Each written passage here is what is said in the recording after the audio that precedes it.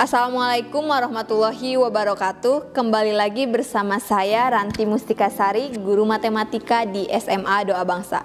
Kali ini kita akan melanjutkan pembelajaran kita masih tentang statistika dengan fokus pembahasan yaitu ukuran penyebaran data. Untuk lebih jelasnya simak penjelasan berikut ini. Nah, ukuran penyebaran data terbagi menjadi dua bagian, ada jangkauan dan ada simpangan. Di sini bisa kita lihat jangkauan terdiri dari jangkauan data, jangkauan antar kuartil, dan simpangan kuartil. Untuk simpangan itu terdiri dari simpangan rata-rata, ragam, dan simpangan baku. Kali ini kita hanya akan mempelajari jangkauan terlebih dahulu. Nah, untuk jangkauan data yang pertama di sini telah saya tuliskan rumusnya jangkauan sama dengan XN dikurang X1 dengan keterangan XN sama dengan data maksimum dan X1 sama dengan data minimum. Berarti dari sini bisa kita ambil kesimpulan bahwa jangkauan data itu adalah selisih data maksimum dengan data minimum. Nah, contoh soalnya.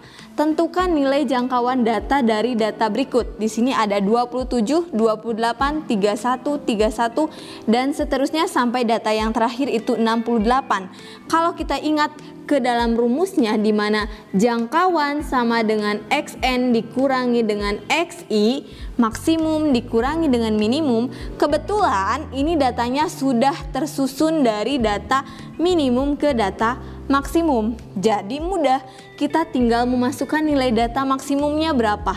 68. Data minimumnya berapa? 27.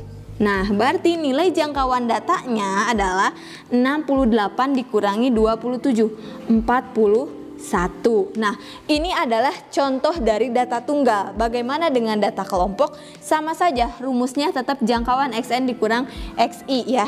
Jadi di interval kan nanti ada tuh yang data minimum terkecil berapa dikurangi data maksimumnya. Itu adalah jangkauan data. Jelas ya?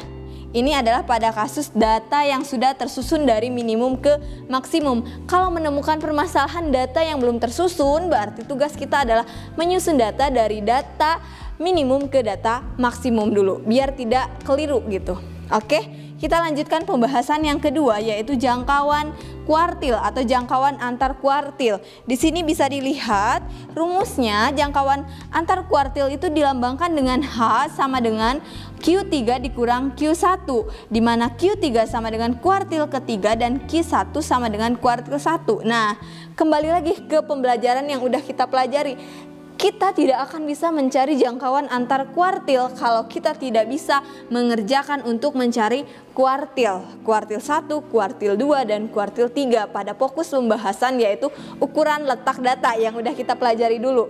Nah, di sini jelas ya, Q3 dikurangi dengan Q1. Untuk contoh soal dari jangkauan antar kuartil bisa kita lihat di sini, tentukan jangkauan antar kuartil dari data berikut. Di sini sudah tertulis datanya. Ingat, untuk mencari kuartil pertama kita harus mengetahui N. Apa itu N? Jumlah data. Kita hitung sama-sama ada berapa? 1, 2, 3, 4, 5, 6, 7, 8, 9, 10, 11, 12, 13, 14, 15, 16, 17, 18.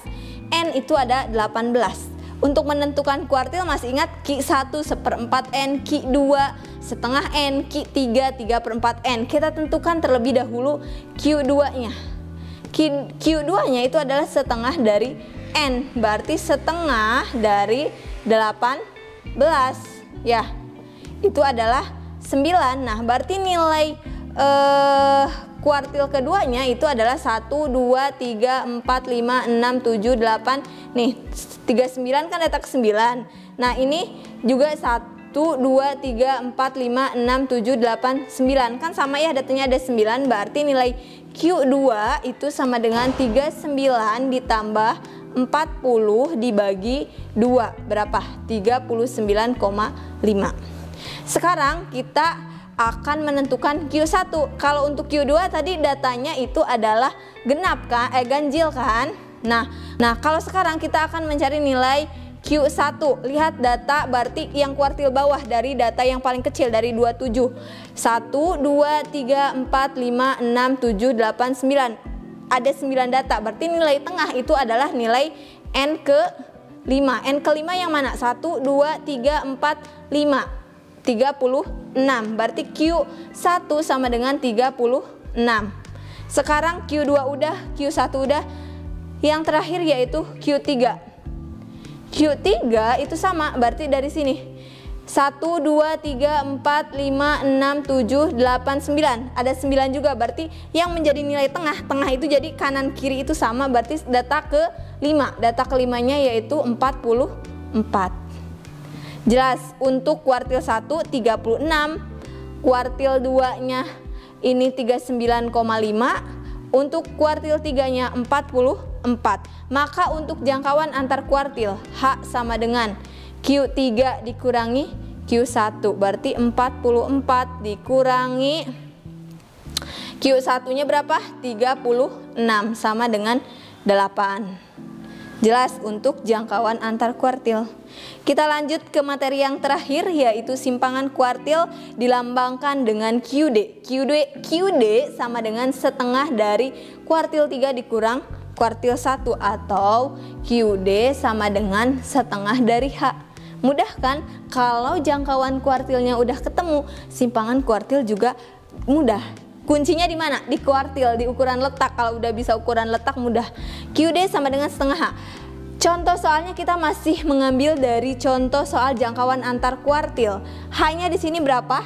8. QD-nya di sini setengah dari H. H-nya berapa? 8. Berarti QD itu adalah sama dengan setengah dikali dengan 8 sama dengan 4. Oke, selesai untuk pembelajaran kali ini dari mulai jangkauan data, jangkauan antar kuartil, dan simpangan kuartil.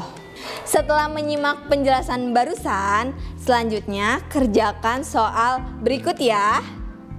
Oke, demikian untuk pembelajaran kali ini. Kita lanjutkan di pertemuan terakhir, yaitu tentang simpangan. Terakhir untuk statistika. Oke, terima kasih. Wassalamualaikum warahmatullahi wabarakatuh.